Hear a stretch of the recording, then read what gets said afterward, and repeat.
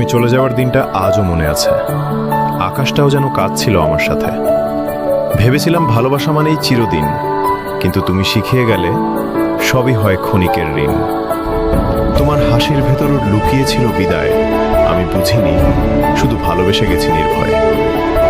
স্বপ্নগুলো আজ ভাঙা কাঁচের মতো ছড়িয়ে, রক্তাক্ত হৃদয় নিয়ে দাঁড়িয়ে আছি একা নির্জনে।